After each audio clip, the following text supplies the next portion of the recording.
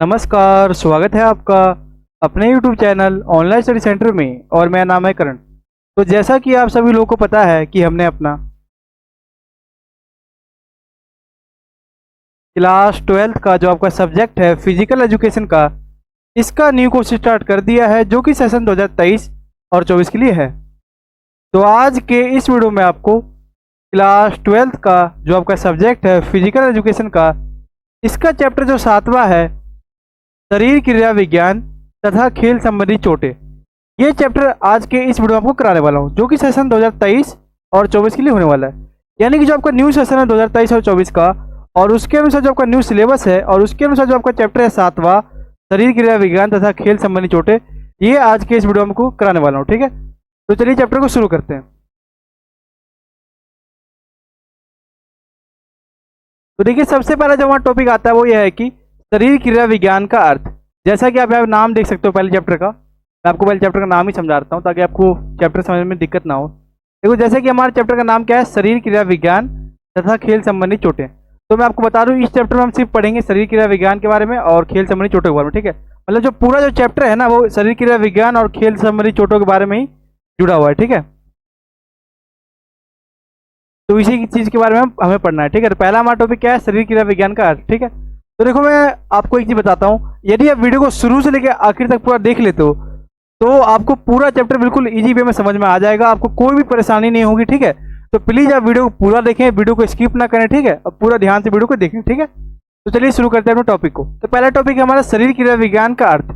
यानी कि जो हमारा शरीर क्रिया विज्ञान, इसका अर्थ क्या है। ठीक है, तो देखो, वह विज्ञान जिसमें शरीर की समस्त क्रियाओं का अध्ययन करा जाता है शरीर क्रिया विज्ञान कहलाता है। यानी कि वैसा विज्ञान जिसमें हमारी जो शरीर है ना, इसकी समस्त यानी सभी क्रियाओं का अध्ययन करा जाता है, उसको हम कहते हैं शरीर क्रिया विज्ञान। ठीक है, जैसे आप समझो कि देखो, नाम से आप समझो शरीर क्रिया विज्ञान, यानी शरीर की जितनी भी क्रियाएं हैं ना उनका अध्ययन करना शरीर क्रिया विज्ञान कहलाता है। ठीक है, ये आपको ध्यान में रखते हुए चलना है। आपसे जो एग्जाम है उसमें पूछा जा सकता है कि शरीर क्रिया विज्ञान का अर्थ क्या है, तो आपको ध्यान में रखते हुए चलना है। ठीक है, अब देखो देखो जो शारीरिक पुष्टि के घटक। ठीक है, ये हमारे आपने समझ लिया शरीर क्रिया विज्ञान क्या होता है, यानी कि वह विज्ञान जिसमें शरीर की समस्त क्रियाओं का अध्ययन करा जाता है शरीर क्रिया विज्ञान कहलाता है। ठीक है, अब हम समझते हैं शारीरिक पुष्टि के घटक, यानी जो शारीरिक पुष्टि है।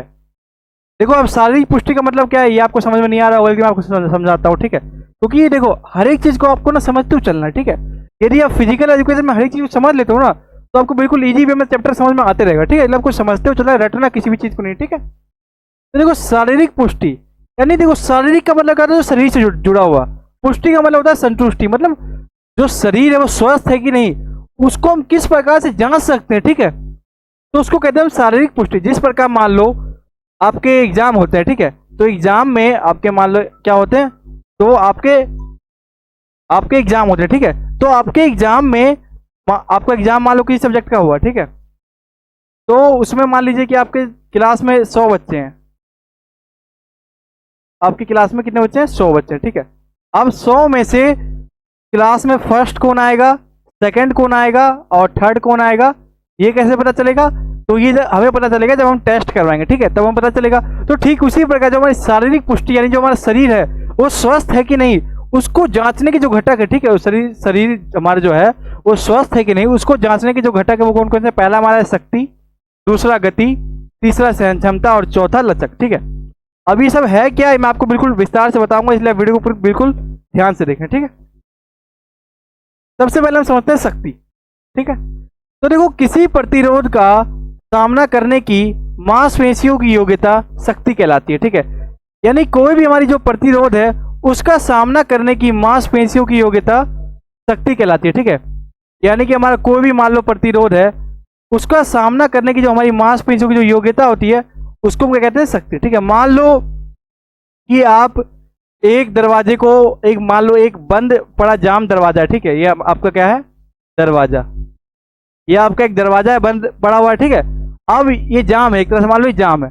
अब पूरी शक्तियों से इसको खोलोगे ना तो ये आपकी शक्ति कहलाएगी। ठीक है, लेकिन इसकी जो परिभाषा है आपको कुछ इस प्रकार से याद रखनी है कि किसी प्रतिरोध का सामना करने की मांसपेशियों की योग्यता, यानी कोई भी हमारा प्रतिरोध, यानी जो भी हमारा प्रतिरोध है उसका सामने करने की जो हमारी मांसपेशियों की योग्यता होती है उसी को हम शक्ति कहते हैं। ठीक है, तो आपको बिल्कुल ध्यान में रखते हुए चलना है। अब देखो, शक्ति को निर्धारित करने वाले शरीर क्रियात्मक कारक, यानी जो हमारा शक्ति है इसको हम कैसे निर्धारित करेंगे? इसके लिए जो शरीर क्रियात्मक कारक है वो कौन से हैं? तो पहला हमारा है शारीरिक भार। देखो आप यहाँ पे नहीं समझ पा रहे होगे कि शक्ति, ये आपको शायद समझ में नहीं आ रहा होगा, तो आपको समझाता हूँ पहले, ठीक है? क्योंकि मेरा मकसद यही है कि आपको समझ में आए, ठीक है? आपको कोई भी चीज़ रटना नहीं है, आपको हर एक चीज़ को बारीकी से समझना है और बिल्कुल ध्यान से समझना है, ठीक है? देखो शक्ति को निर्धारित करने वाले शरीर क्रियात्मक कारक, यानी देखो शक्ति जो हमारा उसको निर्धारित करने वाले, यानी कि जो हमारा शक्ति है वो किस में अधिक होगी, किस में कम होगी, किस में ज्यादा होगी, उसको निर्धारित करने वाले शरीर क्रियात्मक कारक, यानी हमारे ऐसे कौन से शरीर के कारक है, यदि वो कारक हमारे अंदर विद्यमान होंगे तो हमारी शक्ति अधिक होगी, और कौन से कारक है जो हमारे शरीर में विद्यमान नहीं होंगे तो हमारी शक्ति कम होगी। तो वो कौन कौन से कारक है वो मैं आपको बता दूं। पहला हमारा है शारीरिक भार, दूसरा है मांसपेशियों का आकार, तीसरा मांसपेशियों की संरचना, और चौथा गामा की इकाइयों की संख्या, ठीक है? अब ये है क्या, ये मैं आपको बिल्कुल आगे विस्तार से बताऊंगा। तो पहला हमारा है शारीरिक भार, ठीक है? अब शक्ति की बात चल रही है, यानी कि किसी भी चीज में किसी भी प्रतिरोध का सामना करने की मांसपेशियों की योग्यता को क्या कहते हैं? शक्ति कहते हैं। अब जो हमारा शारीरिक भार है वो भी इसमें देखो निर्धारित देखो शरीर क्रियात्मक कारक वैसे कारक होते हैं, मतलब शरीर में हमारे कौन से कारक होंगे। देखो मैंने आपको यहाँ हेडिंग बताया था इससे पहले, देखो शक्ति को निर्धारित करने वाले शरीर क्रियात्मक कारक, यानी कि ऐसे कारक, ऐसे शरीर के कौन से कारक है जो हमारे शक्ति को निर्धारित करेंगे कि हमारी शक्ति अधिक होगी या कम होगी, उसी के बारे में पढ़ना है, ठीक है? तो जो हमारा पहला है शारीरिक भार, ठीक है? यानी कि आप समझो किसी व्यक्ति का जो शारीरिक भार है वो अधिक होगा, ठीक है? किसी व्यक्ति का शारीरिक भार अधिक होगा और किसी व्यक्ति का जो शारीरिक भार है वो कम होगा। तो जिसका अधिक भार होगा उसके अंदर अधिक शक्ति होगी, जिसका कम भार होगा उसके अंदर कम शक्ति होगी, ठीक है? तो शारीरिक भार क्या, इसको समझते हैं। देखो जिस व्यक्ति का शारीरिक भार जितना अधिक होगा, यानी कि जिस व्यक्ति का शारीरिक भार जितना अधिक होगा उसकी शक्ति भी उतनी ही अधिक होगी, ठीक है? मान लो कोई व्यक्ति थोड़ा कोई व्यक्ति है जिसका शारीरिक भार अधिक है, ठीक है? तो उसकी शक्ति भी अधिक होगी, ठीक है? मान लो कोई एक बंद पड़ा दरवाजा है, उसको अगर खोलना है तो यदि जो अधिक शारीरिक भार वाला व्यक्ति है वो खोलेगा जल्दी खुल जाएगा, लेकिन उसकी अपेक्षा जो शारीरिक भार कम है जिस व्यक्ति का, वो खोलेगा तो शायद बहुत देर से खुले या ना भी खुले, ठीक है? तो इस प्रकार से हम कह सकते हैं जो शारीरिक भार है ये हमारा हो जाता है पहला शरीर शक्ति को निर्धारित करने वाला शरीर क्रियात्मक कारक, ठीक है? दूसरा हमारा क्या है? मांसपेशियों का आकार, ठीक है? देखो जो मैं आपको कारक बता रहा हूँ, ठीक है, आपको बिल्कुल ध्यान में रखते हुए चलना है। आपसे एग्जाम में ऐसे ही पूछा जा सकता है कि शक्ति क्या है और वह शक्ति को निर्धारित करने वाले शरीर क्रियात्मक कारक बताइए, ठीक है? तो आपको बिल्कुल ध्यान में रखते हुए चलना है। मैंने आपके लिए बिल्कुल इजी वे में समझा रखा है, ठीक है? इसलिए वीडियो को बिल्कुल ध्यान से देखा। अब अगला मैं मांसपेशियों का आकार। तो देखो जिस व्यक्ति का मांसपेशियों का आकार जितना बड़ा होगा उसकी शक्ति भी उतनी अधिक होगी। मान लो एक छोटा आदमी है, उसकी मांसपेशियां कैसी होगी? छोटी होगी। आप मान लो कि एक हमारा क्या है? छोटा, एक हमारा है छोटा आदमी, ठीक है? छोटा आदमी की मांसपेशियां कैसी होगी? छोटी होगी, तो उसके अंदर शक्ति भी कहीं ना कहीं कम होगी, ठीक है? तो यहाँ पे ये कहा जा रहा है कि मांसपेशियों का आकार। देखो आप ये जो हेडिंग है ना, इसको यदि आप समझ जाते हो ना तो आप अपने लैंग्वेज में लिख सकते हो, ठीक है? तो देखो मांसपेशी, जो हमारी शरीर की जो मांसपेशी है उसका आकार, यानी कि जिस व्यक्ति की मांसपेशियों का आकार जितना बड़ा होगा उसकी शक्ति भी उतनी ही अधिक होगी, यानी कि जिस व्यक्ति का जो मांसपेशी है वो जितना ज्यादा बड़ा होगा उसके अंदर जो शक्ति है वो भी उतनी ज्यादा बड़ी होगी, ठीक है? अब जो हमारा अगला आता है वो आता है मांसपेशियों की संरचना, ठीक है? जिस व्यक्ति की मांसपेशियां की संरचना, यानी जिस व्यक्ति की मांसपेशियों की संरचना आकार में बड़ी होती है उस व्यक्ति की शक्ति भी उतनी ही अधिक होती है, ठीक है? यानी कि हमारा कोई व्यक्ति है, उसकी मांसपेशी की जो संरचना है वो आकार में जितनी बड़ी होगी उस व्यक्ति की शक्ति भी उतनी ही अधिक होगी, ठीक है? मान लो कोई व्यक्ति है वो लंबा चौड़ा है, हट्टा कट्टा है, तो उसकी शक्ति भी अधिक होगी। यदि कोई व्यक्ति छोटा है, कम हाइट का है, तो उसकी शक्ति बहुत कम होगी, ठीक है? तो ये हमारा होता है मांसपेशियों की संरचना में। अगला हमारा गामा की इकाइयों की संख्या। जिस व्यक्ति में गामा की इकाइयों की संख्या जितनी अधिक होगी उसकी शक्ति भी उतनी ही अधिक होगी, ठीक है? आपको याद रखना है कि जो गामा की इकाइयों की संख्या है, यानी कि जिस व्यक्ति में गामा की इकाइयों की संख्या जितनी अधिक होगी उस व्यक्ति की शक्ति भी उतनी ही अधिक होगी, ठीक है? अब अगला जो हमारा कारक आता है वो आता है गति, ठीक है? देखो मैं आपको बिल्कुल हर एक कारक, हर एक चीज मैंने पूरे चैप्टर बिल्कुल मैं आपको विस्तार से बिल्कुल आसान से समझा रखा है, तो प्लीज वीडियो को बिल्कुल ध्यान से देखें, इसकी बिल्कुल भी ना करें, ठीक है? ये वीडियो को स्किप नहीं करें, पूरा चैप्टर आपको बिल्कुल इजी वे में समझ में आ जाएगा, इसलिए प्लीज आप वीडियो को बिल्कुल ध्यान से देखें, ठीक है? देखो गति कैसे समझते हैं? देखो कम से कम समय में अधिक से अधिक दूरी तय करना गति कहलाता है, ठीक है? यानी कि आप इसकी परिभाषा याद रख सकते हो कि कम से कम समय में अधिक से अधिक दूरी तय करना गति कहलाता है। ठीक है, मान लो एक रास्ता है 60 किलोमीटर का, उस पर यदि आप पैदल चल के जा रहे हो पैदल, तो आपको 1 घंटा लग रहा है, 1 घंटा लग रहा है। लेकिन यही आप मोटरसाइकिल से जा रहे हो, यानी आप बाइक से जा रहे हो, ठीक है, यदि आप यहीं पे बाइक से जा रहे हो तो आपको 5 मिनट लग रहा है, या फिर आप मान लो यहाँ पे आपको 15 मिनट लग रहा है। ठीक है, 15 मिनट। तो ये क्या है, यानी कि कम से कम समय में आप अधिक से अधिक दूरी तय करोगे, तो उसको हम कहते हैं गति। ठीक है, अब इसी प्रकार हम पढ़ेंगे गति को निर्धारित करने वाले शरीर क्रियात्मक कारक, यानी वैसे कारक जो हमारे गति को निर्धारित करते हैं, यानी हमारी गति को बता दें कि हमारे अंदर गति होगी या नहीं होगी। ठीक है, तो उसको हम कहते हैं शरीर क्रियात्मक कारक। ठीक है, यानी जो ऐसे कौन से हमारे शरीर की क्रियात्मक कारक है जो हमारे गति को निर्धारित करेंगे। ठीक है, तो पहला हमारा स्नायु संस्थान की गतिशीलता, दूसरा हमारा मांसपेशियों की संरचना, तीसरा हमारा विस्फोटक शक्ति, चौथा हमारा उपाच्य शक्ति और पांचवा हमारा लचक। अब ये पांचों जो है मैं आपको बिल्कुल आगे वीडियो में बिल्कुल विस्तार से बताने वाला हूँ, तो चलिए पांचों को समझते हैं। पहला हमारा क्या है, स्नायु संस्थान की गतिशीलता। तो देखो, जब कोई व्यक्ति बहुत तेजी से दौड़ता है तो उसकी मांसपेशियां भी तेज गति से संकुचित तथा शिथिल होती है। ठीक है, मान लो कोई व्यक्ति बहुत तेजी से दौड़ रहा है तो उसकी जो मांसपेशियां होती है वो भी तेज गति से संकुचित तथा शिथिल होती है। मांसपेशियों के इसी संकुचन तथा शिथिलन को स्नायु संस्थान की गतिशीलता कहा जाता है। ठीक है, यानी आपको याद रखना है कि स्नायु संस्थान की जो गतिशीलता वो क्या है, तो जब कोई व्यक्ति दौड़ता है तो उसकी जो मांसपेशियां वो भी तेज गति से संकुचित तथा शिथिल होती है। ठीक है, जब कोई व्यक्ति बहुत तेजी से दौड़ता है तो उसकी जो मांसपेशियां है वो भी तेज गति से संकुचित तथा शिथिल होती है, और मांसपेशियों के इसी संकुचन तथा शिथिलन को स्नायु संस्थान की गतिशीलता कहा जाता है। ठीक है, और यदि जब आप देखो, और यदि जब अब आप देख सकते हो कि और यदि जब किसी व्यक्ति की स्नायु संस्थान की गतिशीलता जितनी अधिक होगी व्यक्ति के अंदर उतनी ही गति होगी। ठीक है, यानी कि कोई व्यक्ति है उसके अंदर यदि स्नायु संस्थान की गतिशीलता अधिक है तो उसके अंदर गति भी अधिक होगी। अगला हमारा है मांसपेशियों की संरचना।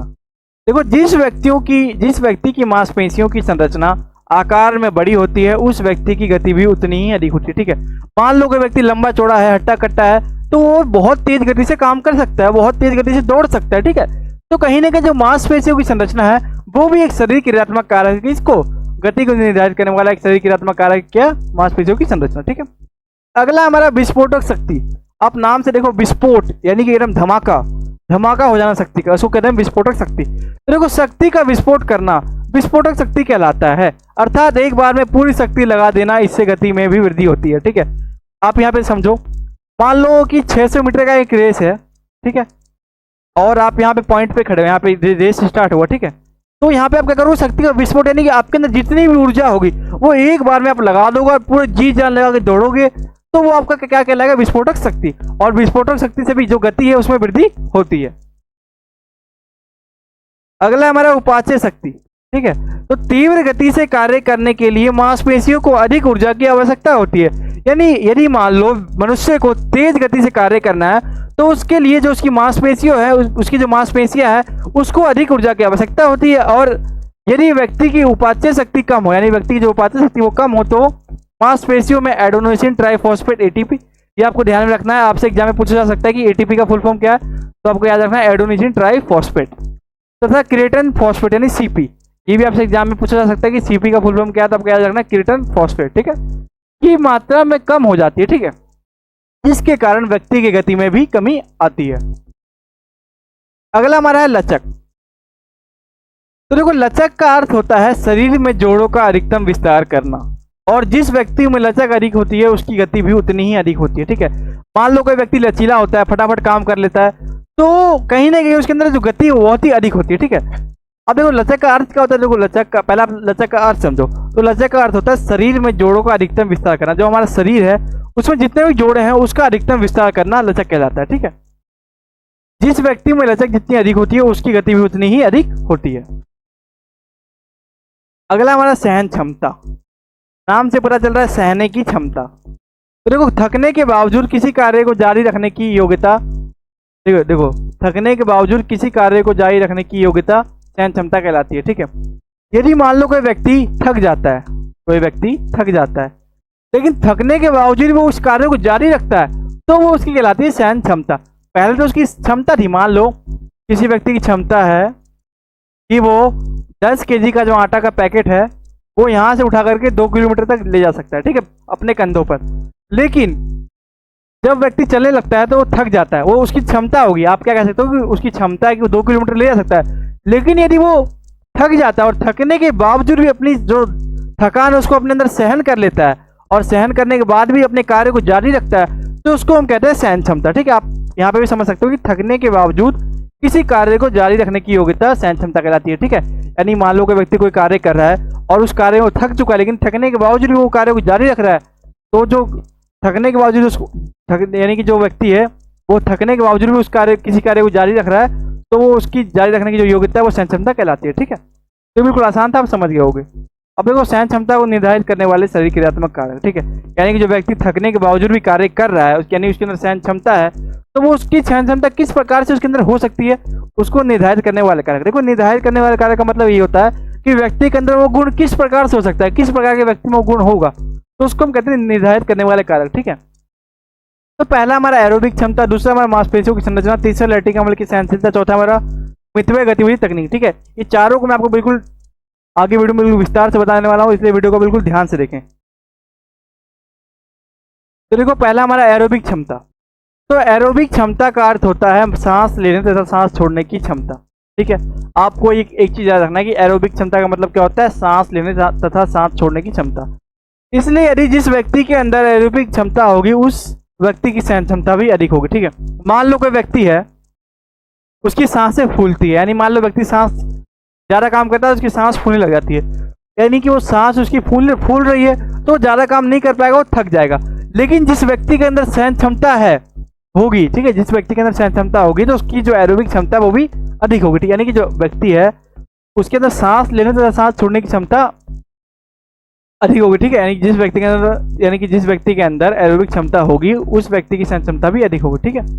अब देखो एरोबिक क्षमता के कारक, यानी एरोबिक क्षमता भी बहुत प्रकार के होते हैं, ठीक है। उसकी कारक क्या क्या है, पहला हमारा है ऑक्सीजन ग्रहण करने की क्षमता, दूसरा ऑक्सीजन का परिवहन, तीसरा हमारा है ऑक्सीजन का उपयोग, चौथा हमारा ऊर्जा भंडार। अब ये चारों हैं क्या, मैं आपको आगे बताऊंगा वीडियो में। तो देखो पहला हमारा है ऑक्सीजन ग्रहण करने की क्षमता। यानी देखो क्षमता का मतलब क्या होता है, किसी भी चीज की क्षमता रखना। ऑक्सीजन ग्रहण करने की क्षमता यानी जो मनुष्य है वो ऑक्सीजन को कितना अपने अंदर ग्रहण कर पाता है, वायुमंडल से वो कितने अपने शरीर के अंदर ऑक्सीजन को ले पाता है, उसी को कहते हैं ऑक्सीजन ग्रहण करने की क्षमता। तो देखो एक बार समझते हैं इसको। तो हमारे फेफड़े वातावरण से ऑक्सीजन ग्रहण करते हैं। आप सभी को पता है कि जो हमारा वायुमंडल है, जो हमारा वातावरण, उससे हम क्या करते हैं, ऑक्सीजन को ग्रहण करते हैं। फेफड़े जितनी अधिक मात्रा में ऑक्सीजन ग्रहण करते हैं व्यक्ति की एरोबिक क्षमता भी उतनी ही अधिक होती है। यानी व्यक्ति जो है वो यदि अधिक सांस लेगा, अच्छे से वो अपने ऑक्सीजन जो वातावरण में जो ऑक्सीजन उसको अपने अंदर ग्रहण करेगा, तो कहीं ना कहीं जो व्यक्ति है उसकी एरोबिक क्षमता में भी वृद्धि होगी। अगला हमारा है ऑक्सीजन का परिवहन। तो देखो फेफड़ों से रक्त में अवशोषित ऑक्सीजन को कार्यरत मांसपेशियों तक ले जाया जाता है। रक्त द्वारा ऑक्सीजन का परिवहन जितना बेहतर होगा खिलाड़ी की एरोबिक क्षमता भी उतनी ही बेहतर होगी, ठीक है। यानी जो ऑक्सीजन है उसका परिवहन, ये आप समझो, यानी जो मनुष्य का जो शरीर है उसमें जो ऑक्सीजन को है वो आप यहाँ समझो, जो ऑक्सीजन है फेफड़ों में रक्त जो है यानी जो रक्त में अवशोषित, देखो फेफड़ों से रक्त में अवशोषित ऑक्सीजन को कार्यरत मांसपेशियों तक ले जाया जाता है। यानी जो भी मांसपेशियां कार्य करती है वहां तक ले जाया जाता है। रक्त द्वारा ऑक्सीजन का परिवहन जितना बेहतर होगा, ठीक है। यानी जो रक्त है वो ऑक्सीजन को जितने अच्छी तरह से शरीर में ले जा पाएगा और जितना बेहतर होगा रक्त द्वारा जो ऑक्सीजन का परिवहन है जितना बेहतर होगा, खिलाड़ी की एरोबिक क्षमता भी उतनी ही बेहतर होगी, ठीक है। अगला हमारा है ऑक्सीजन का उपयोग, ठीक है। तो देखो आप वीडियो बिल्कुल ध्यान से देखो, ठीक है, स्किप मत करो। मैंने आपके लिए बिल्कुल इजी नोट्स बना रखा है, बिल्कुल इजी वे में समझा रखा है, बिल्कुल अपने लैंग्वेज बिल्कुल इतना आसान समझा रखा है कि यदि आप वीडियो देख ले तो होने के बाद भी बिल्कुल आपको समझ में आ जाएगा, ठीक है। आपको बिल्कुल आसान भाषा में लिख करके समझा रखा है, ठीक है। तो वीडियो को प्लीज देखें, स्किप ना करें, पूरा शुरू से लेकर आखिर तक देखें, ठीक है। तो देखो ऑक्सीजन का उपयोग का मतलब क्या होता है, किसी भी चीज का प्रयोग करना, ठीक है, उपयोग कहलाता है। तो ऑक्सीजन का उपयोग यानी मांसपेशियों द्वारा ऑक्सीजन का जितना अधिक उपयोग किया जाएगा उतना ही खिलाड़ी की एरोबिक क्षमता होगी, ठीक है। यानी कि मांसपेशियों द्वारा जितना भी हम ऑक्सीजन का प्रयोग करेंगे उतना ही जो हमारे खिलाड़ी है उसकी एरोबिक क्षमता में वृद्धि होगी। अगला हमारा ऊर्जा भंडार। तो देखो एरोबिक क्षमता मांसपेशीय ग्लाइकोजेन तथा रक्त में शुगर के स्तर पर निर्भर करती है। यदि मांसपेशीय ग्लाइकोजेन, ठीक है, यानी यदि जो हमारा मांसपेशीय ग्लाइकोजेन स्तर एक निश्चित स्तर से नीचे आ जाता है तो थकान अनुभव होती है। ठीक है, यानी जो हमारा मांसपेशीय ग्लाइकोजन है, यदि एक इसका जो स्तर है वो अपने निश्चित स्तर से नीचे आ जाता है, जो हमारा मांसपेशीय ग्लाइकोजन है ये हमारा जो निश्चित स्तर है इसका, इससे नीचे आ जाता है तो थकान अनुभव होती है। ठीक है, लंबी अवधि के क्रियाकलापों या क्रियाओं हेतु मांसपेशीय ग्लाइकोजन तथा यकृत ग्लाइकोजन का भंडार होना आवश्यक है, यानी बहुत ही इंपॉर्टेंट है यदि हमें बहुत ही लंबा जो क्रियाकलाप करना है उसके लिए। ठीक है, तो आगे हमारा आता है मांसपेशियों की संरचना, यानी जो हमारी मांसपेशियां है वो किस प्रकार से उसकी संरचना होनी चाहिए जिससे कि जो हमारा जो एरोबिक क्षमता है उसमें वृद्धि हो। ठीक है, आपने यहाँ पे समझ लिया होगा ऊर्जा भंडार, बाकी मैंने आपको पूरा बता दिया, ये पांचों जो है ऊर्जा भंडार तक का ये मैंने आपको बता दिया। उसके बाद देखो मैंने आपको ये बता दिया एरोबिक क्षमता के बारे में। अब हमको ये तीनों चीज पढ़ना है, मांसपेशियों की संरचना, लैक्टिक अम्ल की सहनशीलता और चौथा मितव्यय गतिविधि तकनीक। अब ये तीनों मैं आपको बताऊंगा। ठीक है,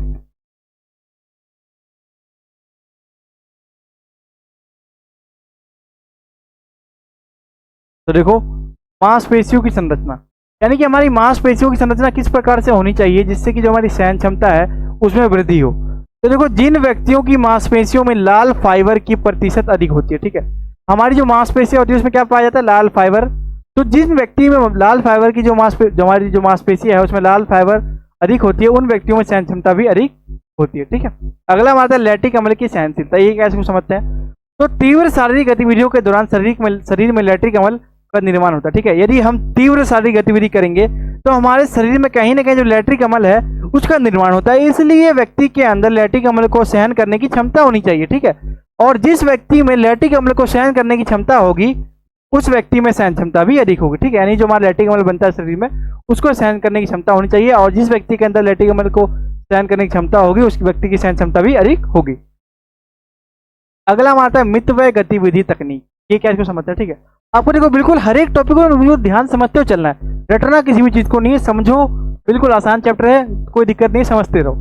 देखो मितव्यय ढंग से की गई शारीरिक गतिविधियों के कारण ऊर्जा की कम खपत होती है। देखो मितव्यय का मतलब पता है क्या होता है, एक प्लानिंग के तहत मान लो कि आप अपनी ऊर्जा को ऐसे ही वेस्ट कर रहे हो तो कोई फायदा नहीं है। ठीक है, यानी एक प्लानिंग के तहत शारीरिक गतिविधियों के कारण ऊर्जा की कम खपत होती है। ठीक है, इसी कारण किसी भी गतिविधि को लंबे समय तक जारी रखा जा सकता है। ठीक है, मान लो कि आपको 600 मीटर का रेस है। ठीक है, आप यदि शुरुआत में जी जान लगा कि दौड़ रहे हो फिर बीच में आप थक गए तो क्या फायदा, इसलिए आप शुरुआत से ऐसा दौड़ो कि आप पूरा आखिर तक दौड़ते चलो। ठीक है, तो इससे व्यक्ति के सहन क्षमता में भी वृद्धि होती है।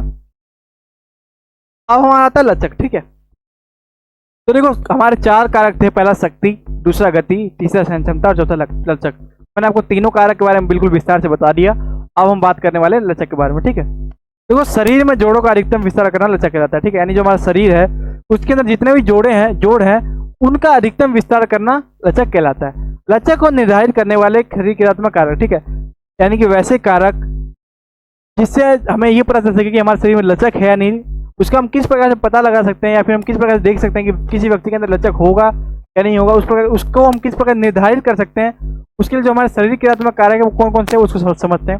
पहला हमारा मांसपेशी शक्ति, दूसरा जोड़ों की बनावट, तीसरा आयु तथा लिंग, चौथा मांसपेशी खिंचाव, पांचवा जो हमारा वातावरण और छठा हमारा चोट।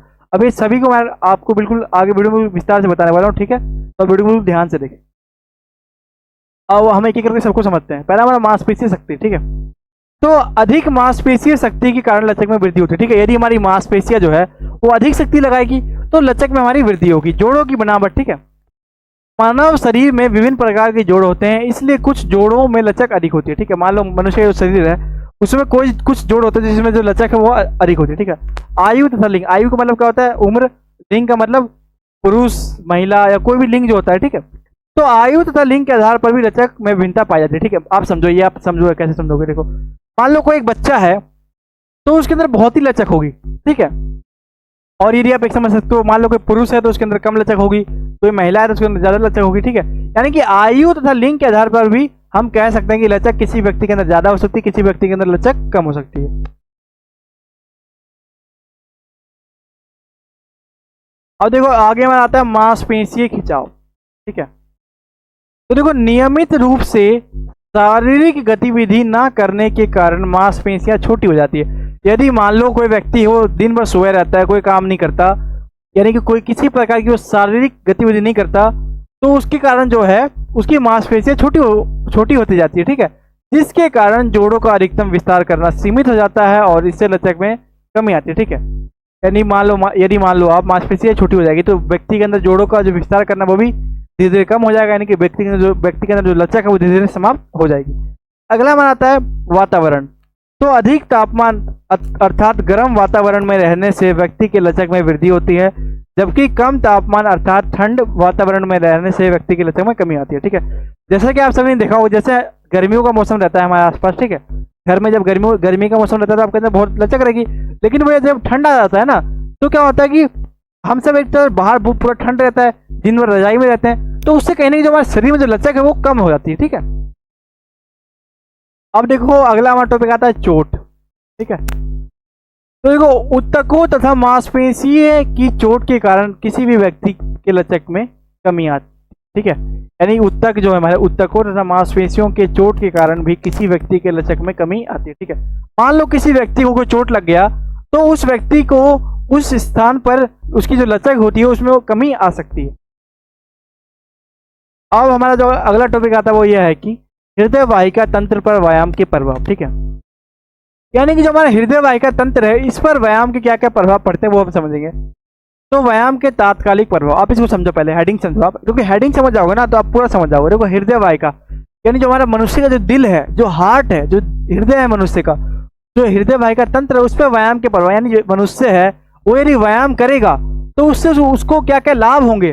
ठीक है, उसके जो हृदय वाहिका तंत्र उस पर क्या क्या उसको लाभ पहुंचेंगे व्यायाम करने से। ठीक है, तो व्यायाम के तात्कालिक प्रभाव यानी कि वैसे प्रभाव जो मनुष्य को तुरंत देखने को मिलेंगे। ठीक है, तो पहला हमारा है हृदय गति में कमी। ठीक है, सामान्य तौर पर मनुष्य का हृदय आराम की दिशा में, देखो सामान्य तौर पर मनुष्य का हृदय आराम की दिशा में 72 बार प्रति मिनट धड़कना है। ठीक है, यानी कि जो सामान्य तौर पर जो मनुष्य का हृदय है वो आराम की दशा में, यानी कि जो हमारा सामान्य तौर पर मनुष्य का जो हृदय वो आराम की दशा में लगभग 72 बार प्रति मिनट धड़कता है, जबकि एक खिलाड़ी का हृदय 28 से 30-40 धड़कन प्रति मिनट तक होती है। नियमित रूप से व्यायाम करने से परिणाम स्वरूप हृदय इतना कार्यकुशल हो जाता है कि 42 बार प्रति मिनट धड़कने से भी हमारे भी सारे शरीर की, यानी कि 42 बार प्रति मिनट धड़कने से भी सारे शरीर की मांसपेशियों में रक्त की आपूर्ति कर देता है। ठीक है, यानी कहीं ना कहीं हम व्यायाम करेंगे। ठीक है, यदि हम व्यायाम करेंगे तो हमारा जो हृदय वाहिका तंत्र है उसमें हमारा क्या है, हृदय गति में कमी आएगी। ठीक है,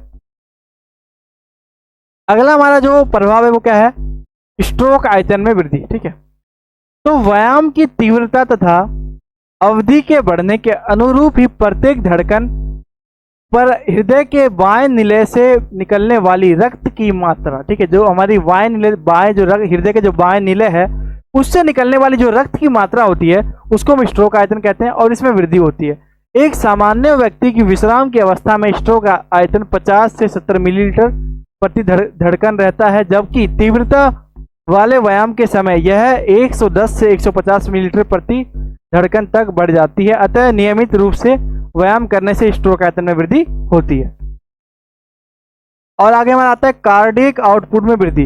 हृदय द्वारा प्रति मिनट पंप किए गए रक्त की मात्रा को कार्डियक आउटपुट कहते हैं। ठीक है, यानी कि हृदय द्वारा प्रति मिनट पंप किए गए रक्त की मात्रा को कार्डियक आउटपुट कहते हैं। विश्राम की अवस्था में एक सामान्य व्यक्ति का कार्डियक आउटपुट लगभग 5 लीटर प्रति मिनट होता है, लेकिन नियमित रूप से व्यायाम करने से व्यक्ति का कार्डियक आउटपुट 20 से 40 लीटर प्रति मिनट हो जाता है। ठीक है, अब देखो हमारा जो अगला है वो है रक्त प्रवाह में वृद्धि। ठीक है, नियमित रूप से व्यायाम करने से व्यक्ति के शरीर में रक्त प्रवाह में वृद्धि होती है। अगला हमारा 5वां है रक्तचाप में वृद्धि।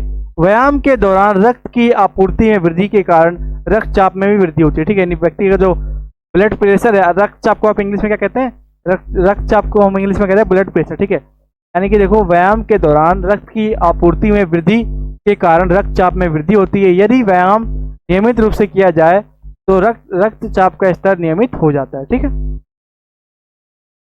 अब देखो हमने इससे पहले क्या समझा, हमने समझा कि हृदय वाहिका तंत्र पर व्यायाम के तात्कालिक प्रभाव। अब हम समझेंगे हृदय वाहिका तंत्र पर व्यायाम के दीर्घकालिक, यानी ऐसे प्रभाव जो लाइफ टाइम मनुष्य का साथ रहेंगे, अभी बहुत ही दिनों तक उसके बहुत पूरे लाइफ टाइम मनुष्य के लिए एक तरह से लाभकारी रहेंगे। तो पहला प्रभाव क्या है, मांसपेशियों के आकार तथा शक्ति में वृद्धि। यदि मनुष्य नियमित रूप से व्यायाम करेगा तो उसकी मांसपेशियों की जो आकार है वो बढ़ेगी और उसकी शक्ति में वृद्धि होगी। अगला हमारा जो प्रभाव है वो यह है कि हृदय की कार्य कुशलता में वृद्धि। मनुष्य का जो हृदय वो जो पहले काम कर रहा था उससे कई गुना अच्छा व्यायाम करने के बाद कार्य करेगा। अगला हमारा हृदय रोगों में कमी। यदि मनुष्य नियमित रूप से व्यायाम करेगा तो उसके हृदय रोगों में भी कमी आएगी। अगला हमारा लाभ है रक्त प्रवाह में वृद्धि। मनुष्य के जो रक्त है शरीर में उसकी प्रवाह में वृद्धि होगी। अगला हमारा पॉइंट है नियमित रक्तचाप। व्यक्ति का जो रक्तचाप है यानी व्यक्ति का जो ब्लड प्रेशर है वो नियमित रहेगा। अगला हमारा व्यायाम का श्वसन तंत्र पर प्रभाव। हमने इससे पहले क्या पढ़ा, व्यायाम का हृदय वाहिका तंत्र पर प्रभाव। हम पढ़ेंगे व्यायाम का श्वसन तंत्र पर प्रभाव। पहला प्रभाव है श्वसन क्रिया दर में कमी। ठीक है, श्वसन क्रिया जो दर होती है उसमें कमी आएगी। अगला हमारा प्रभाव है श्वसन तंत्र की मांसपेशियों की मजबूती होगी। अगला हमारा प्रभाव है श्वसन अंगों के आकार में वृद्धि होगी। अगला हमारा प्रभाव है श्वसन संबंधी रोगों में कमी आएगी। और अगला हमारा प्रभाव है वायु की मात्रा में वृद्धि होगी। अब हमारा अगला आता है व्यायाम का मांसपेशी तंत्र पर प्रभाव। यानी जो हमारा व्यायाम, यदि हम नियमित रूप से व्यायाम करेंगे तो उसका हमारा जो मांसपेशी तंत्र है उस पर क्या क्या प्रभाव पड़ेगा वो समझते हैं। तो पहला हमारा प्रभाव है मांसपेशियों के आकार में वृद्धि होगी। दूसरा हमारा प्रभाव है नई कोशिकाओं का निर्माण होगा। अगला हमारा प्रभाव है देर से थकेंगे, जो भी व्यक्ति होंगे वो देर से थकेंगे। ठीक है, अगला हमारा पॉइंट है शरीर की आकृति में सुधार आएगा। अगला हमारा पॉइंट है अतिरिक्त वसा में कमी आएगी। अब आता है हमारा अगला टॉपिक खेल संबंधी चोटें। यानी जो हमारी खेल संबंधी चोटें, यानी कि वैसे चोटें, यानी वैसी चोटें जो हमें खेल के दौरान लगती है उसको हम कहते हैं खेल संबंधी चोटें। अब चोटों के कारण क्या है, मान लो किसी व्यक्ति को चोट लग जाता है तो चोट ऐसे तो लग नहीं जाता, किसी न किसी कारणवश व्यक्ति को चोट लगता है। तो वही खेल संबंधी जो चोटें हैं उसमें चोटों के कारण, यानी व्यक्ति को चोट लगने का कारण क्या है, तो पहला है अपर्याप्त गरमाना। ठीक है, आप सभी को पता है किसी भी खेल को शुरुआत करने से पहले जो खिलाड़ी होता है उसको अपर्याप्त गरमाना होता है। यदि खिलाड़ी अपने आप को अपर्याप्त गरमाएगा नहीं तो कहीं ना कहीं जो उसको खेल है उसमें चोट लगने की संभावना बढ़ जाएगी। अगला था हमारा प्रशिक्षण का अवैज्ञानिक विधि। ठीक है, यानी जो हमारा प्रशिक्षण है उसका अवैज्ञानिक विधि। ठीक है, अगला हमारा है पुष्टि की कमी। व्यक्ति के अंदर मान लो शारीरिक जो पुष्टि होना हो उसकी पुष्टि की कमी। अगला हमारा पॉइंट है पोषक तत्वों की कमी, यानी व्यक्ति जो है उसके अंदर पोषक तत्व की कमी हो तो इस कारण भी जो खिलाड़ी होता है उसको चोट लग सकता है। अगला हमारा जो है पॉइंट खेल का गलत संचालन। यदि खेल है उसका गलत संचालन किया जाए तो भी जो खिलाड़ी होता है उसको चोट लगने की संभावना बढ़ जाती है। अगला हमारा पॉइंट है सुरक्षात्मक उपकरणों की कमी। आप सभी ने देखा होगा जो भी क्रिकेट या कोई भी खेल होता है तो उसमें जो सुरक्षात्मक उपकरण प्रयोग किए जाते हैं, यदि जो हमारे खिलाड़ी हैं उनको सही प्रकार की जो सही सुरक्षात्मक उपकरण नहीं मिले तो भी उनको चोट लग सकता है। ठीक है, अगला हमारा पॉइंट है प्रदर्शन का दबाव। अब खिलाड़ी के ऊपर एक प्रेशर रहता है कि इस बार जीतना है भाई, जीतना मतलब जीतना ही है।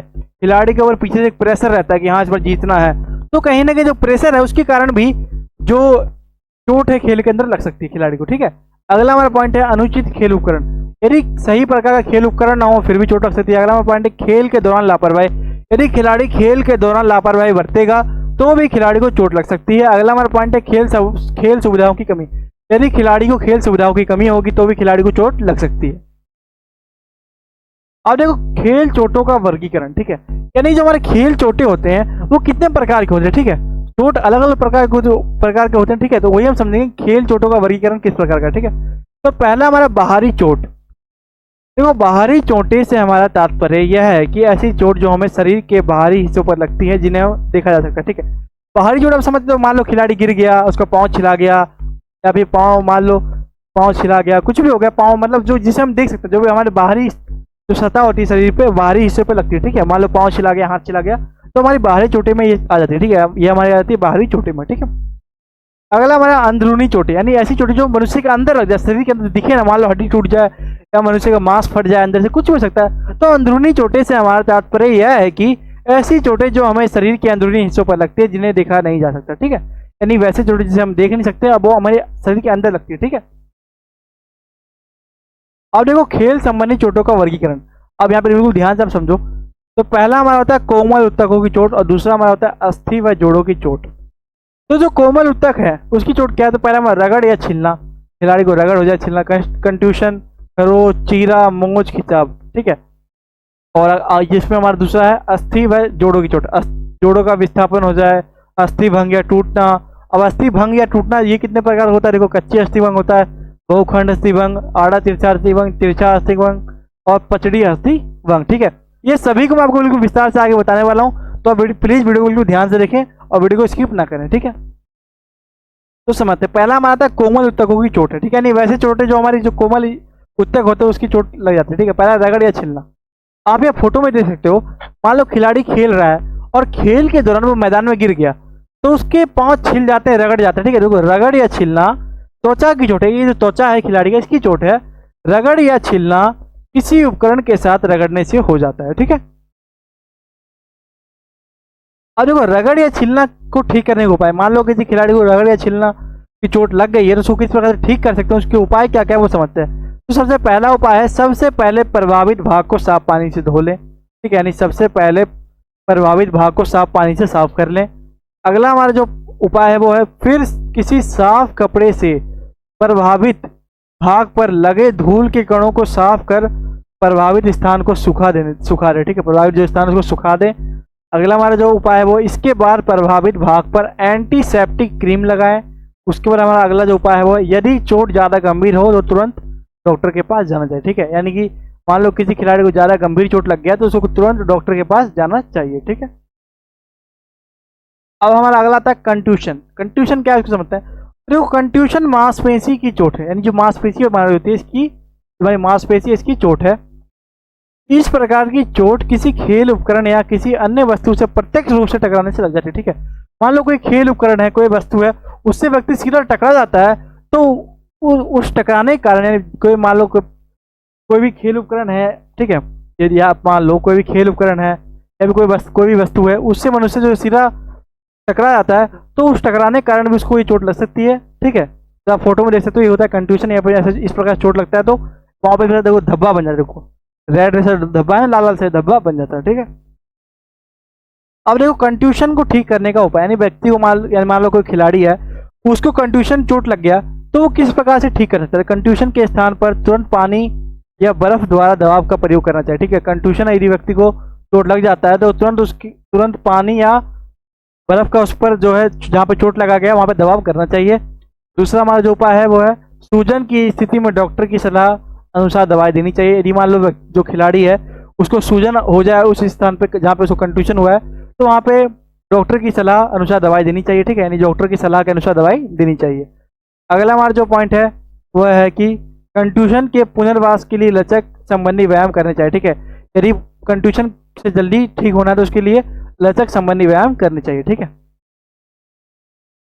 अब हमारा अगला आता है खरोंच। ये क्या है, देखो इस प्रकार की चोटें किसी नुकीली अथवा तेज धार की वस्तु से त्वचा के अनियमित रूप से कटने के कारण लगती है। ठीक है, आप समझते हो खरोंच, यानी कि मान लो कि यहाँ पे एक कील रखा हुआ है। ठीक है, यहाँ पे मान लो आप एक कील रखा हुआ है। ठीक है, और आप यहाँ से जा रहे हो और आपका हाथ जो है वो कील पे सट गया या फिर कील से इतना से खिला गया। ठीक है, तो खरोंच जो है वो कील का आपके हाथ पे इस प्रकार से लग जाएगा, लग गया तो इसको हम कहते हैं खरोंच। तो देखो इस प्रकार की चोटों में अधिक रक्तस्राव नहीं होता। ठीक है, मतलब इसमें ज़्यादा जो है रक्त वो नहीं निकलता और इन चोटों के पूरी तरह ठीक होने के बाद भी खुरदरे निशान शरीर पर रह जाता है। ठीक है, यानी मान लो ये जो खरोंच है कि यदि ठीक भी हो जाता है तो इसके जो निशान है वो शरीर पर रह जाते हैं। ठीक है, अब देखो खरोंच को ठीक करने का उपाय, यदि मान लो किसी खिलाड़ी को खरोंच नाम का जो चोट है वो लग गया है तो किस प्रकार से उस चोट को ठीक कर सकता है। पहला उपाय है, सबसे पहले रक्त के बहाव को रोकने का प्रयास करें। ठीक है, सबसे पहले हमें रक्त के बहाव को रोकने का प्रयास करना चाहिए।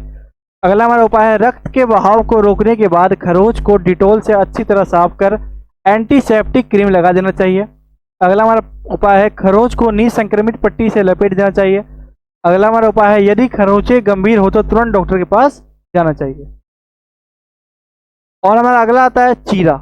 ठीक है, तो देखो चीरा तेज किनारों वाली वस्तुओं आदि से लगने वाली चोट है। ठीक है, यानी जो हमारा चीरा है वो तेज किनारों वाली वस्तुओं आदि से लगने वाली चोट है। चीरे के कारण धमनियां या सिराएं भी कट सकती हैं जिसके कारण तेज रक्तस्राव हो सकता है। ठीक है, अब देखो चीरा को ठीक करने का उपाय। ठीक है, यानी जो कोई खिलाड़ी है उसको यदि चीरा नाम का चोट लगा है, ठीक है, मान लो कोई खिलाड़ी है उसको चीरा नाम का चोट लग गया है तो वो चीरा जो चोट है उसको किस प्रकार ठीक कर सकता है, उसके उपाय क्या क्या है वो समझते हैं। ठीक है, देखो सबसे पहला उपाय है, यदि घाव गहरा नहीं है तो थोड़े देर रक्त को बाहर आने देना चाहिए, ठीक है।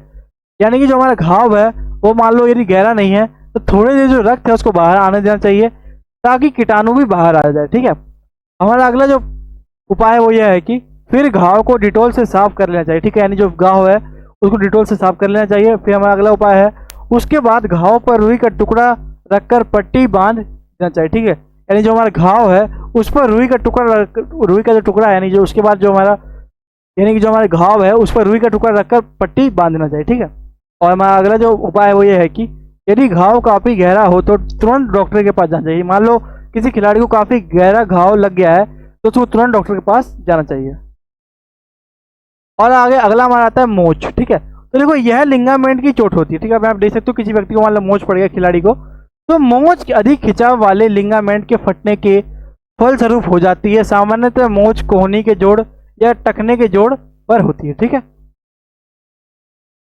देखो मोच को ठीक करने का उपाय, ठीक है। आप यहाँ पे देखो, आपने क्या समझा, आपने समझा कि मोच जो है ये लिंगामेंट की चोट होती है। मोच अधिक खिंचाव वाले लिंगामेंट के फटने से हो जाती है। सामान्यतः मोच कोहनी के जोड़ या टखने के जोड़ पर होती है, ठीक है। आप यहाँ पे देख सकते हो ये मोच का फोटो है, ठीक है। तो जो जो व्यक्ति होता है उसको मोच होता है यहाँ पे लाल लाल सा हो जाता है, ठीक है। अब देखो जो मान लो कि खिलाड़ी को मोच हो गया है या मोच लग गया है पाँव में या हाथ में कहीं भी, खिलाड़ी को मान लो मोच पाँव या हाथ में लग गया है तो उसको ठीक करने का क्या क्या उपाय वो समझते हैं, ठीक है। तो मोच को ठीक करने के लिए प्राइस PRIC, ठीक है, तथा माइस, ठीक है, MIC की प्रक्रियाओं को अपनाया जाता है, ठीक है। यदि मान लो किसी खिलाड़ी को मोच नाम का जो चोट है वो लग गया है तो मोच को ठीक करने के लिए प्राइस यानी PRIC तथा माइस MIC की प्रक्रिया को अपनाया जाता है, ठीक है। अब ये प्राइस और माइस क्या ये समझते हैं। देखो प्राइस आप यहाँ पे समझो PRIC, ठीक है। पी का मतलब पी से हमारा होता है प्रोटेक्शन, R से होता है रेस्ट, I से होता है आइस, C से होता है कंप्रेशन और E से होता है इलेवेशन, ठीक है। प्रोटेक्शन का मतलब है सुरक्षा, रेस्ट का मतलब आराम, आइस का मतलब बर्फ और जो हमारा C से कंप्रेशन का मतलब दबाव और जो हमारा E है इलेवेशन का मतलब ऊपर उठाना, ठीक है। इसी प्रकार माइस क्या है देखो, तो माइस में क्या है MIC, तो M से हो गया हमारा मोबाइलाइजेशन यानी गतिशीलता, I से हो गया बर्फ, ठीक है। आई से हमारा क्या हो गया आइस यानी बर्फ, सी से कंप्रेशन यानी दबाव, ई से हमारा एलिवेशन यानी ऊपर उठाना, ठीक है। अब ये सब है क्या मैं आपको आगे विस्तार से बताऊंगा। देखो पी से प्रोटेक्शन, ठीक है। मान लो देखो आपने ये दोनों पढ़ा प्राइस और माइस, ठीक है। अब ये सब है क्या, ठीक है। यानी कि जो हमारा जो मोच है ना, मोच को ठीक करने का उपाय क्या है, दो ही उपाय है प्राइस और माइस, ठीक है।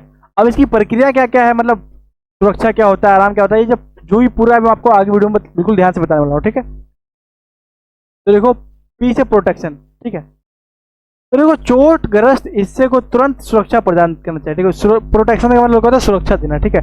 ऐसा नहीं कि मान लो आपको चोट लग गया और आप उसी चोट लगे हुए स्थान से खेल रहे हो या फिर उसी स्थान से आप चल रहे हो फिर रहे हो, ठीक है। ऐसा नहीं करना चाहिए, ठीक है, ताकि दोबारा उसी स्थान पर चोट ना लगे, ठीक है। यानी तुरंत जो है चोटग्रस्त हिस्से को, यानी कि देखो जो चोटग्रस्त हिस्से को तुरंत सुरक्षा प्रदान करना चाहिए। यानी जो हमारा चोटग्रस्त जो हिस्सा होता है, यानी जो हमारा चोटग्रस्त हिस्सा होता है उसको तुरंत सुरक्षा प्रदान करना चाहिए ताकि दोबारा उसी स्थान पर चोट ना लगे, ठीक है। अगला हमारा आर यानी आर से रेस्ट यानी आराम, ठीक है। चोटग्रस्त हिस्से को बिल्कुल हिलाना नहीं चाहिए, उसे पूरा आराम देना चाहिए, ठीक है। अब हमारा आई से है आई यानी बर्फ। चोटग्रस्त हिस्से पर बर्फ का प्रयोग करना चाहिए ताकि रक्तस्राव और सूजन को कम किया जा सके, ठीक है। यानी कि जो हमारा चोटग्रस्त हिस्सा है उस पर बर्फ का प्रयोग करना चाहिए ताकि जो रक्त का स्राव है और सूजन को कम किया जा सके, ठीक है। तीसरा हमारा है कंप्रेशन यानी दबाव। चोटग्रस्त हिस्से के आसपास एक मजबूत पैड लगाकर उस पर स्ट्रैप इस प्रकार लगाना चाहिए कि चोटिल क्षेत्र में दबाव अधिक ना हो, ठीक है। ये और अगला हमारा ई से इलेवेशन यानी ऊपर उठाना। चोटग्रस्त हिस्से को तकिए के ऊपर तथा हृदय के स्तर से थोड़ा ऊपर की ओर रखना चाहिए ताकि सूजन कम हो सके, ठीक है। अब इसी प्रकार जो माइस है वो क्या देखो, तो एम से मोबिलाइजेशन यानी गतिशीलता। चोटग्रस्त हिस्से को धीरे धीरे गति के साथ सामान्य स्थिति में लाने का प्रयास करना चाहिए। आई से हमारा बर्फ यानी आइस यानी बर्फ, ठीक है। आई से हमारा आइस यानी बर्फ, बर्फ के साथ उपचार लगभग 1 हफ्ते तक करना चाहिए। और सी से हमारा कंप्रेशन यानी दबाव। इसे कुछ दिनों तक जारी रखने के बाद इसकी कोई आवश्यकता नहीं होती, ठीक है। और हमारा अगला ई से एलिवेशन यानी ऊपर उठाना। जब तक सूजन समाप्त न हो जाए तब तक प्रभावित अंग को ऊपर उठाए रखना चाहिए, ठीक है। अब हमारा अगला आता है खिंचाव। तो देखो खिंचाव भी मांसपेशी की चोट होती है। खिंचाव साधारण या असाधारण भी हो सकता है। कई बार खिंचाव के कारण पूरी मांसपेशी क्षतिग्रस्त हो जाती है, जिसके कारण उस हिस्से को हिलाना भी असंभव हो जाता है। ऐसी स्थिति में खिंचाव वाली जगह पर ऐसे नहीं दर्द, यानी खिंचाव वाली जो जगह है उस पर बहुत ज़्यादा दर्द होता है। ठीक है, यहाँ पे आप फोटो में देख सकते हो खिंचाव जो होता है, व्यक्ति का जो लाल लाल सा धब्बा है वो यहाँ पे, जो जहाँ पे मान लो किसी व्यक्ति को पाँव या हाथ में खिंचाव हो गया तो वहाँ पे लाल लाल सा धब्बा, लाल लाल सा निशान पड़ जाता है। ठीक है, यानी व्यक्ति के मान लो किसी पाँव या हाथ में व्यक्ति को खिंचाव हो गया, ठीक है, तो वहाँ पे लाल लाल सा धब्बा ऐसे पड़ जाता है। ठीक है, और वो खिंचाव को ठीक करने का उपाय, फिर वो खिंचाव के उपचार के लिए अधिकतर प्राइस प्रक्रिया अपनाई जाती है। ठीक है, पी से प्रोटेक्शन यानी सुरक्षा, आर से रेस्ट यानी आराम, आई से यानी बर्फ, सी से कंप्रेशन यानी दबाव, ई से एलिवेशन यानी ऊपर उठाना। ठीक है, अब देखो इन सबको समझते हैं। तो पी से प्रोटेक्शन यानी सुरक्षा। ठीक है, सबसे पहले मान लो किसी व्यक्ति को खिंचाव हो गया, ठीक है, तो चोटग्रस्त हिस्से को तुरंत सुरक्षा प्रदान करना चाहिए। ठीक है, मान लो कोई व्यक्ति को खिंचाव हो गया तो उसके जो चोटग्रस्त हिस्से, देखो मैं आपको बताया, देखो ये जितने भी होता है ना प्राइस, ठीक है, तो ये सबका मतलब ही होता है सुरक्षा प्रदान करना। ठीक है, मतलब पूरा जो प्रक्रिया है किस प्रकार से हम खिंचाव को ठीक कर सकते हैं, तो ये पूरी प्रक्रिया होती है। ठीक है, तो ये आपको समझते हुए चलना है। ठीक है, तो देखो पी से प्रोटेक्शन यानी सुरक्षा, यानी चोटग्रस्त हिस्से को तुरंत सुरक्षा प्रदान करना चाहिए ताकि दोबारा उसी स्थान पर चोट ना लगे। ठीक है, और अगला तुम्हारा आर से रेस्ट यानी आराम। चोटग्रस्त हिस्से को बिल्कुल हिलाना नहीं चाहिए, उसे पूरा आराम देना चाहिए। ठीक है, अगला हमारा था आई से यानी बर्फ। चोटग्रस्त हिस्से पर बर्फ का प्रयोग करना चाहिए ताकि रक्तस्राव और सूजन को कम किया जा सके। और अगला हमारा सी से कंप्रेशन यानी दबाव। चोटग्रस्त हिस्से के आसपास एक मजबूत पैड लगाकर उस पर स्ट्रेप इस प्रकार लगाना चाहिए कि चोटिल क्षेत्र में दबाव अधिक ना हो। ठीक है, और अगला हमारा था ई से एलिवेशन यानी ऊपर उठाना। चोटग्रस्त हिस्से को तकिए के ऊपर तथा हृदय के स्तर से थोड़ा ऊपर की ओर रखना चाहिए ताकि सूजन कम हो सके। ठीक है,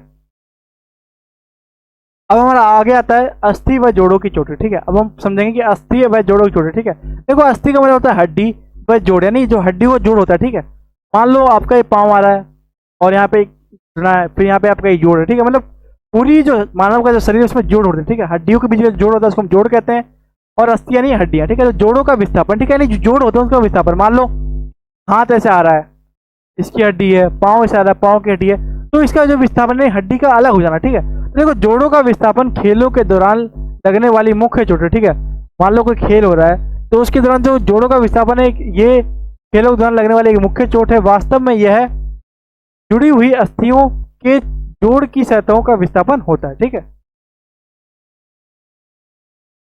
मान लो कि कोई जुड़ी हुई अस्थियां हैं, उसके जो जोड़ होते हैं, ठीक है, उसके जो जोड़ होते हैं उसकी सतहों का विस्थापन होता है। ठीक है, क्या होता है हमारा जोड़ों का विस्थापन, यानी कि जो भी हमारी जोड़ है, ठीक है, यानी जो भी हमारी जुड़ी हुई अस्थियां होती है उसकी जोड़ की सतहों का विस्थापन होता है, उसी को क्या कहते हैं, जोड़ों का विस्थापन। ठीक है, अब देखो जोड़ों का विस्थापन के प्रकार। ठीक है, यानी मान लो किसी व्यक्ति को जोड़ों का विस्थापन हो गया है, वो किस प्रकार का हुआ है, वो कितने प्रकार का होता है वो जानते हैं। ठीक है, यानी कि जोड़ों के विस्थापन के प्रकार क्या क्या वो समझते हैं।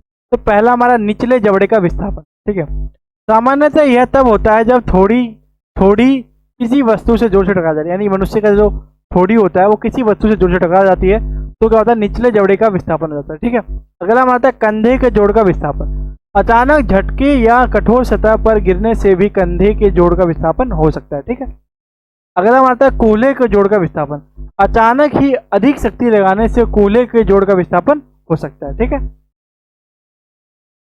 अब आ गया तुम्हारा जोड़ों के विस्थापन को ठीक करने का उपाय। मान लो किसी व्यक्ति को जोड़ों का विस्थापन हो गया तो वो किस प्रकार ठीक कर सकता है। पहला हमारा तुरंत डॉक्टर के पास जाना चाहिए। दूसरा हमारा उपाय है सूजन को नियंत्रित करने के लिए जोड़ के विस्थापित भाग पर बर्फ लगाएं। ठीक है, यानी कि जो सूजन है, सूजन को नियंत्रित करने के लिए जोड़ के विस्थापित भाग पर बर्फ लगाएं। ठीक है, अब देखो अस्थि भंग या टूटना। ठीक है, यानी अस्थि भंग का मतलब क्या होता है, अस्थि का टूट जाना। ठीक है, तो देखो हड्डी के टूटने को आमतौर पर फ्रैक्चर कहते हैं। ठीक है, मान लो किसी खिलाड़ी या किसी व्यक्ति का हड्डी टूट जाता है तो उसको हम आमतौर पर फ्रैक्चर कहते हैं। ठीक है, अब अस्थि भंग के प्रकार, यानी फ्रैक्चर जो होता है वो बहुत सारे प्रकार का होता है। पहला होता है कच्ची अस्थि भंग, दूसरा बहुखंड अस्थि भंग, तीसरा आड़ा तिरछा अस्थि भंग, चौथा तिरछा अस्थि भंग और पांचवा जो हमारा पचड़ी अस्थि भंग। ठीक है, अब ये सभी अस्थि भंग है क्या, ये मैं सभी आपको बिल्कुल वीडियोस में आगे बिल्कुल विस्तार से बताऊंगा। ठीक है। देखो पहला हमारा है कच्ची अस्थि भंग, ठीक है। तो देखो बिल्कुल बिल्कुल ना वीडियो को बिल्कुल ध्यान से देखते रहो, मैंने आपको लिए पता है बिल्कुल इजी वे में समझा रखा है, हर एक चीज बिल्कुल बारीकी से समझा रखा है, ठीक है। इसलिए वीडियो को बिल्कुल स्किप ना करें, बिल्कुल ध्यान से देखें, ठीक है। वीडियो को बिल्कुल भी स्किप ना करें। पहला हमारा कच्ची अस्थि भंग। तो देखो इस प्रकार के अस्थि भंग सामान्यतः बच्चों में देखे जाते हैं, क्योंकि उनकी मांसपेशियां, यानी देखो हमारा जो कच्ची अस्थि भंग है, तो देखो इस प्रकार के अस्थि भंग सामान्यतः बच्चों में देखे जाते हैं, क्योंकि उनकी अस्थियां बहुत ही मुलायम व कोमल होती है, ठीक है। यानी जो कच्ची अस्थि भंग, तो यानी जो कच्ची हड्डियां होती हैं, जो कच्ची हड्डियां किसकी होगी, बच्चों की होगी। तो जो कच्ची अस्थि भंग है वो किसमें देखे जाते हैं, सामान्यतः बच्चों में देखे जाते हैं, ठीक है। यानी ये जो इस प्रकार यानी जो कच्ची अस्थि भंग होती है वो सामान्यतः बच्चों में देखे जाते हैं, क्योंकि उनकी जो अस्थियां होती है बहुत ही मुलायम व कोमल होती है, ठीक है। अब कच्ची अस्थि भंग को ठीक करने के उपाय, ठीक है। मान लो किसी बच्चे को कच्ची अस्थि भंग हो गया, यानी मान लो किसी बच्चे की जो हड्डी वो टूट गई, ठीक है। उसकी जो कच्ची हड्डी थी उसकी अस्थि भंग, यानी अस्थि भंग का मतलब क्या होता है, टूटना, ठीक है। मान लो किसी बच्चे की जो कच्ची हड्डी है, यानी किसी बच्चे की मान लो हड्डी टूट गई, तो उसको ठीक करने के क्या क्या उपाय वो समझते हैं। देखो इस प्रकार की अस्थि भंग में चोटिल अंग को प्लास्टर की सहायता से स्थिर कर देना चाहिए, ठीक है। पहले हम इसमें प्लास्टर लगाएंगे। ऐसा करने से अस्थि प्राकृतिक रूप से ठीक हो जाती है। प्रति उत्तेजनात्मक दवा अस्थि भंग की जगह पर हुई सूजन को कम करता है। दर्द निवारक दवा दर्द को कम करता है। इस प्रकार के अस्थि भंग को ठीक होने में लगभग 8 सप्ताह लग जाते हैं, ठीक है। यानी जो कच्ची अस्थि भंग है उसको ठीक होने में कितने सप्ताह लगते हैं, 8 सप्ताह लग जाते हैं। अब हमारा अगला आता है बहुखंड अस्थि भंग, ठीक है। यानी हमारा अगला क्या है, बहुखंड अस्थि भंग। नाम देखो, बहु यानी बहुत, खंड यानी टुकड़े, अस्थि भंग यानी टूटना, ठीक है। मतलब बहुत सारे टुकड़ों में हड्डियों का टूट जाना क्या कहलाता है, बहुखंड अस्थि भंग, ठीक है। यानी कि बहुत सारे टुकड़ों में हड्डियों का टूट जाना क्या कहलाता है, बहुखंड अस्थि भंग, ठीक है। अब ये क्या इसको समझते हैं। देखो जब एक अस्थि को जब एक अस्थि को 2 से अधिक टुकड़ों में टूट जाती है, ठीक है। यानी कि जब एक अस्थि 2 से अधिक टुकड़ों में टूट जाती है तो इसे बहुखंड अस्थि भंग कहा जाता है। इस प्रकार के अस्थि भंग मुख्यतः साइकिल दौड़ या मोटरसाइकिल दौड़ के दौरान चोट लगने के कारण हो सकते हैं, ठीक है। अब हमारा आ गया था बहुखंड अस्थि भंग को ठीक करने का उपाय, ठीक है। यानी जो बहुखंड अस्थि भंग है इसको ठीक करने का उपाय क्या क्या है वो समझते हैं। तो सबसे पहला उपाय है, इस प्रकार के अस्थि भंग में अस्थियों के कई टुकड़े हो जाते हैं, ठीक है। अगला हमारा उपाय है, इस प्रकार के अस्थि भंग को ठीक करने के लिए अस्थि भंग क्षेत्र के ऊपरी व निचली भाग को स्थिर करने के लिए प्लास्टर व खपटियों की सहायता ली जानी चाहिए, ठीक है। यानी कि जो इस प्रकार के अस्थि भंग होते हैं इसको ठीक करने के लिए अस्थि भंग क्षेत्र के ऊपरी व निचली भाग को स्थिर करने के लिए प्लास्टर व खपटियों की सहायता ली जानी चाहिए। दर्द की स्थिति में दर्द निवारक दवा देनी चाहिए, ठीक है। अब हमारा आ गया था आड़ा तिरछा अस्थि भंग, ठीक है। यह रीढ़ की अस्थियों में से एक अस्थि के भाग का टूटना होता है, ठीक है। यानी कि जो यह रीढ़ की अस्थियों में से एक अस्थि के भाग का टूटना होता है। अधिकतर ये चोटें रीढ़ की अस्थि के ऊपरी व मध्य भागों में तथा पीठ के नीचे के भाग में होता है, ठीक है। अब देखो तिरछा अस्थि भंग, ये क्या देखो, तो इस प्रकार के अस्थि भंग में अस्थियां तिरछी आकार में टूटती हैं, ठीक है। इस प्रकार का अस्थि भंग आमतौर पर गिरने से या किसी से जोर से टकराने पर होता है, ठीक है। यानी कि जो इस प्रकार का जो अस्थि भंग है, देखो इस प्रकार का अस्थि भंग आमतौर पर, ठीक है, यानी कि आप समझो इस प्रकार का जो अस्थि भंग है वो आमतौर पर गिरने से या किसी से जोर से टकराने पर होता है, ठीक है। अब हमारा अगला आता है पचड़ी अस्थि भंग। यानी देखो जब कोई टूटी हुई अस्थि, ठीक है, ये हमारा अगला क्या है, पचड़ी अस्थि भंग, ठीक है। अब ये क्या इसको समझते हैं। तो देखो जब किसी टूटी हुई अस्थि का सिरा दूसरी अस्थि में घुस जाता है, ठीक है। यानी मान लो जब कोई टूटी हुई, ठीक है, जब किसी टूटी हुई अस्थि का एक सिरा, मान लो कोई टूटी हुई अस्थि है, ठीक है, आप देखो कोई टूटी हुई अस्थि है, उसका जो एक सिरा है वो किसी दूसरे सिरा में घुस जाता है तो इसे पचड़ी अस्थि भंग कहा जाता है, ठीक है। यानी कि जब किसी टूटी हुई अस्थि का एक सिरा दूसरी अस्थि में घुस जाता है तो इसे पचड़ी अस्थि भंग कहा जाता है, ठीक है। अब देखो पचड़ी अस्थि भंग को ठीक करने का उपाय, ठीक है। यदि मान लो पचड़ी अस्थि भंग किसी व्यक्ति किसी खिलाड़ी को हो गया तो उसको ठीक करने का क्या उपाय वो समझते हैं, ठीक है। तो यदि पचड़ी अस्थि भंग की स्थिति बहुत ही गंभीर हो तो ऐसी स्थिति में ऑपरेशन ही एकमात्र विकल्प है, ठीक है। यदि मान लो पचड़ी अस्थि भंग की स्थिति बहुत ही गंभीर हो तो ऐसी स्थिति में ऑपरेशन ही एकमात्र विकल्प है। हालांकि पचड़ी अस्थि भंग की स्थिति बहुत गंभीर ना हो तो ऐसी स्थिति में चोटग्रस्त हिस्से को एक खपती या स्लिंग टूटी हुई अस्थि को पकड़कर सही स्थिति में रखना ही काफ़ी होता है। ऐसा करने से टूटी हुई अस्थि अपने आप ठीक हो सकती है। इसके उपचार के लिए स्थिरीकरण काफ़ी होता है। अब देखो खेल चोटों से बचाव के सुझाव, ठीक है। यदि मान लो किसी खिलाड़ी को खेल में चोटों से बचाव करना है, ठीक है, मान लो किसी खिलाड़ी को खेल के दौरान लगने वाली चोटों से बचना है, तो उसके लिए क्या क्या सुझाव है वो समझते हैं। देखो पहला हमारा सुझाव है खेल कौशल का उचित ज्ञान, ठीक है। जो भी खेल के कौशल है उसका उचित ज्ञान खिलाड़ी को होना चाहिए। अगला हमारा जो सुझाव है वो यह है कि उचित खेल सुविधा, खिलाड़ी के पास उचित खेल सुविधा होनी चाहिए। अगला हमारा है सुरक्षात्मक उपकरणों का प्रयोग, खिलाड़ी के पास जो है सुरक्षात्मक उपकरणों का प्रयोग होना चाहिए, यानी कि खिलाड़ी को जो है खेल के दौरान सुरक्षात्मक उपकरणों का प्रयोग करना चाहिए। अगला हमारा पॉइंट है संतुलित आहार, खिलाड़ी को संतुलित आहार लेना चाहिए, ठीक है, यानी कि जो खिलाड़ी है उसको संतुलित आहार लेना चाहिए। अगला हमारा पॉइंट है खेल नियमों का पालन, खिलाड़ी को खेल नियमों का पालन करना चाहिए। तो ये था हमारा क्लास 12th का फिजिकल एजुकेशन का चैप्टर 7वां। तो वीडियो अच्छा लगा और वीडियो को लाइक करें, दोस्तों के साथ शेयर करें। चैनल पर नए हैं चैनल को सब्सक्राइब करें, बेल आइकन पर क्लिक करें और कोई भी डाउट हो तो कमेंट करके जरूर पूछें। Thanks for watching. जय हिंद, जय भारत।